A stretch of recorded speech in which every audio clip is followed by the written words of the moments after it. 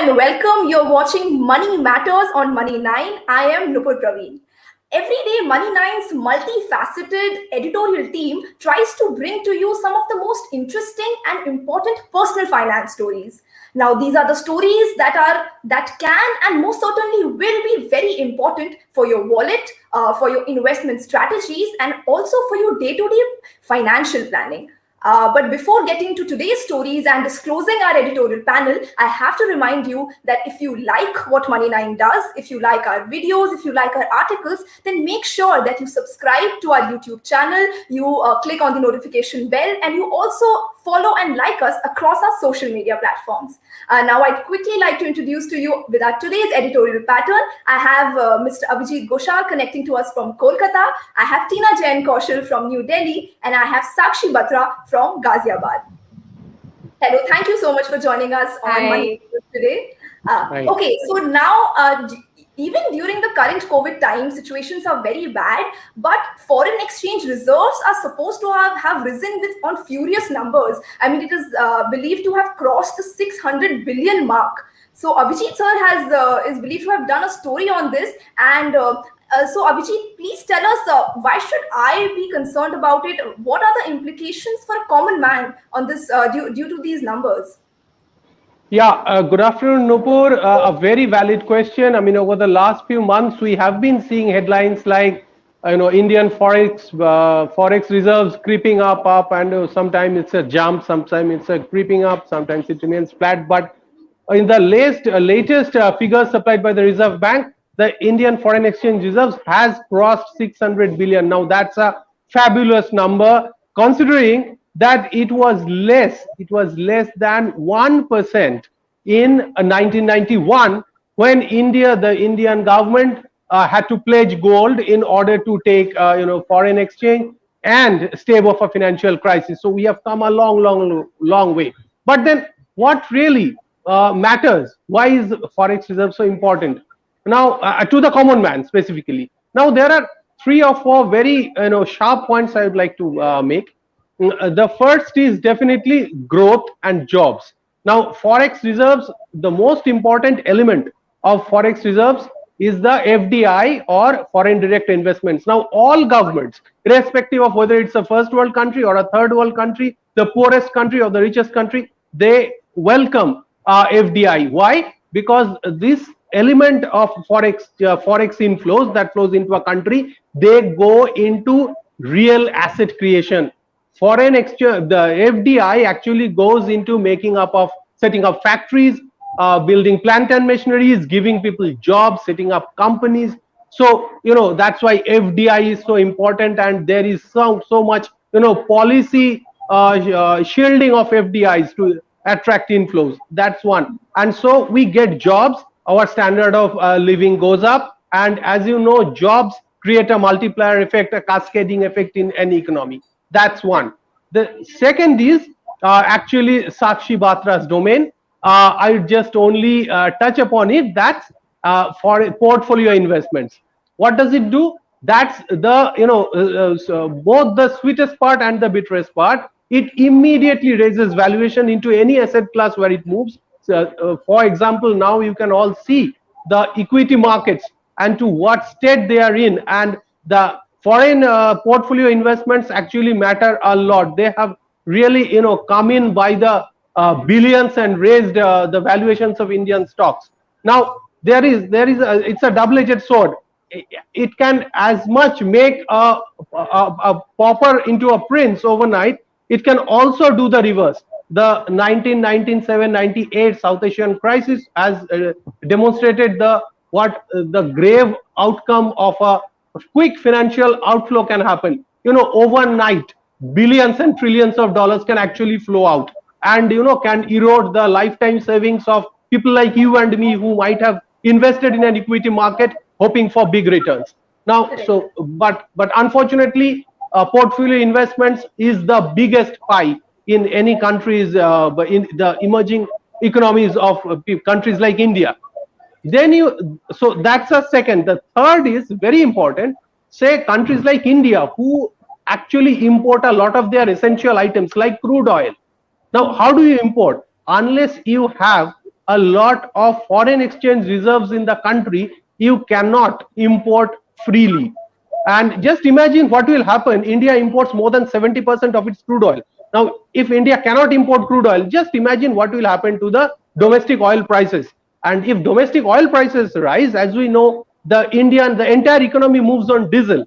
You have to send goods across the country, and everything depends on those huge trucks that you see, the millions of them traveling across the national highways. So that will come to a standstill, and people like you and me will actually be starved of essential commodities, even like food. So the foreign exchange reserves are very, very important for a country, and they can actually impact the fortunes of people like you and me to a great extent, far more than we can actually see on the face of it.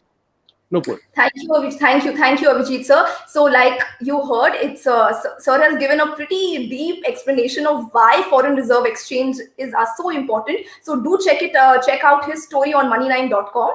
And moving to Tina Jain Kaushal, I believe you have done a story on EPF. Now, EPF को ऐसा माना जाता है कि एक सबसे safe investment option होता है, जो कि mostly जो भी लोग काम who are in the profession, service profession, they mostly indulge in this instrument for saving. लेकिन it is considered a retirement solution, right? Mostly. लेकिन क्या now during COVID times, a lot of people, were tempted to withdraw from their EPF funds. Should you do this? Should you not? What are the implications? Good afternoon Nupur. ये EPF की story बड़ी relevant है, specially youngsters के लिए, आप जैसे youngsters के लिए, क्योंकि जब लोग जॉब चेंज करते हैं तो ज्यादातर अपना ईपीएफ विड्रॉ कर लेते हैं. और हमने कोविड-19 के टाइम पे भी देखा है, जैसा कि आपने बोला है, कि काफी लोगों ने अपना विड्रॉल ईपीएफ के अंदर किया है. तो एडवाइस हमेशा यही रहती है कि ईपीएफ एक रिटायरमेंट बेनिफिट टूल है. इसमें आप विड्रॉ मत करिए अनलेस एंड अंटिल कोई अनअवॉइडेबल सर्कमस्टेंस आ गया है और आपको कहीं और से पैसा नहीं मिल पा रहा है. क्योंकि हमने देखा है कई लोग होम खरीदने के लिए ईपीएफ से विड्रॉ करते हैं. तो ये बिल्कुल भी वाइज डिसीजन नहीं है. घर खरीदने के लिए आप बेहतर है होम लोन लीजिए या फिर और फंड्स अरेंज करिए, पर ईपीएफ को टच मत करिए. क्यों मत टच करिए? क्योंकि ये आपको सबसे ज्यादा रिटर्न देता है compare to any government backed scheme. ये आपको रिटर्न देता है 8.5% का, जो कि पूरा टैक्स फ्री है. लास्ट बजट में लिमिट लगाई है कि 2.5 से 2.5 लाख के ऊपर के कंट्रीब्यूशन पे इंटरेस्ट पे टैक्स लगेगा.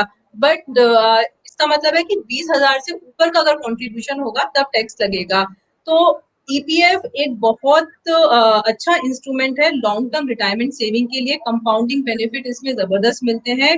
To give you an example, if you invest 10 lakh rupees at an annual rate of 8.5%, you will get after 35 years, you will get around 2.3 crore, which is a huge sum. This is only because of compounding. तो advice यही है youngsters के लिए, हम जैसे older लोगों के लिए, कि ईपीएफ से विड्रॉ ना करें unless and until it is totally unavoidable. So according to you, your judgment is that don't touch your EPF unless and until it's an absolute emergency. Right. Absolutely right, Nupur. I wanted to just say that, Tina, I wish I had found you some 7 years back so that I would have not withdrawn my EPF from my account right after changing my first job. So spilling my beans there, but I've learned my lesson. पर मैं और lesson दूंगी, SIP जरूर start करिएगा जल्दी से. I have started. I am trying very hard to start it since last 6 months. I'll get to it. I'm trying to convince Nupur also, right? Yeah. Now, from last 1 week, I'm getting a lot of queries from my investment interested friends who want to get into mutual funds. They're sending me names of various IPOs and they're saying, yeah, IPO aa raha hai, should I invest in it? Is it good or not? Sakshi Batra has all the information. Sakshi, please tell us, what are the IPOs that are coming next week and what's the scenario? Absolutely, just like you, Nupur, many investors, first time investors, they are actually absolutely interested in this whole primary market space, and this has increased even more in the year 2020. We saw a flurry of IPOs. In fact, in financial year 21, we saw about 25-30 IPOs really hitting the street. They raised about 31,000 odd crore rupees. The retail participation was absolutely high. Subscription levels were absolutely touching the roof. And this taught us a whole lot about investors' interest in the primary market space. Even in financial year 2022, we've seen about one IPO hitting. 2021 calendar year, about 19 IPOs have already come in. They've already raised about 25,000 odd crore rupees. And what we have now, after some weeks of lull and quiet period, we again have a string of IPOs opening up next week. We have 4 IPOs hitting the street. They will be raising together in total about 9,100 crore rupees. So that's something very interesting. The names, I'll just tell you which are the companies that are really hitting the street this time around. First up, we will have Sona BLW Precision Forgings. It's an auto ancillary company. This is opening up its IPO on 14th June, and the issue will open up until 16th of June. The price band is 285 rupees to 291 rupees per share. Also, the public issue is for 5,500 odd crore rupees, out of which 300 crore rupees is a fresh issue, and the rest of it is the offer for sale as well. Next up is Sham Metallics and Energy. That's hitting the street again on 14th of June. It's a 909 crore rupees initial public offering, and the price band has been fixed at 303 rupees to 306 rupees per equity share. Now, this offer also comprises of, say, fresh issue of about 657 odd crore rupees and an OFS of about 252 crore rupees this time round. Again, Dodla Dairy, that's the other IPO that's opening up. It's a TPG based or backed Dodla Dairy, which will be the third IPO that will open up next week again. This will hit the street on June 16th with a price band of 421 rupees to 428 rupees per share. It has a very small portion of the fresh issue, which is just about 50 crores. The rest of it is offer for sale, and most of the funds will be actually used to repay its debt also. Now, Krishna Institute of Medical Sciences is the fourth IPO that's going to be opening up. Again, the price band has been fixed at 815 to 825 rupees per share, and this will also start for bidding for subscription on June 16th. Until June 18th, it will be open for the public. Fresh issue of 200 crore rupees and offer for sale for the rest of the shares as well. Most of these companies are from the mid-cap space, but different sectors that they are going to be coming in for. The fresh, proceeds or the funds that they will be raising through this IPO, most of which will be actually gone into reduce the debt levels on their books, and that's something. And whether brokerage houses are really positive or not, you can actually read up on all the stories that are up on the market section of our website, that you will know which is the best IPO for you and should you actually invest in these. Thank you so much, Sakshi, Abhijit, and Tina, for this fantastic roundup of all the personal finance stories that our viewers must know about. Thank you so much. Before signing off, I have to tell you that later in the evening, we have a brand new episode of Mutual Fund Masters that is lined up for you. So don't forget to catch on that. And doing so, make sure to hit the notification bell so that you never miss out on any content that Money9 produces.